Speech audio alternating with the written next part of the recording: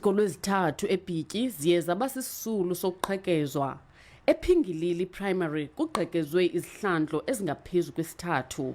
Abenzi bobubi bashiye nesipilivana benyanzelisa imali kootitshala. Indekile ngoku kuqhekeziwe esikolweni. Basho ukuthi into bafuna i-250 thousand. So kwenzama ukuthi ke meme eneneni sinengxaki bashiya besithi isikolo bazabuya if asiyifakanga le mali kwezamvuluphu. Ezi zenzo zoqhekezo zivuselele uloyiko nexhala kootitshala nabafundi.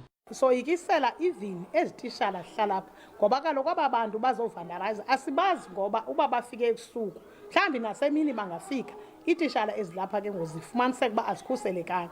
Bazamile ukuthi inoba makuzanywe umzi nomsi kuzanye i-40 lali 20 sizame nogada. Sisomlilo sethu ke so CSGP esasizama into ba isikolo esimake sithatha insuku ezimbini sivaliwe.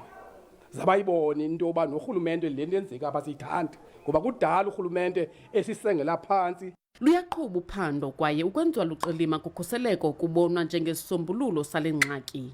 Aware of the matter, and as such, last week there was a meeting that was constituted by parents, police, and other education stakeholders, including the department, where we're sitting to find an amicable solution to the crisis. And we agreed that communities are going to voluntarily pay 40 rands towards employing security guard to the school. We appreciate the zeal from the community to ensure that they participate. And also the police committed in that meeting that they are going to patrol during the night and during the day the area and the school.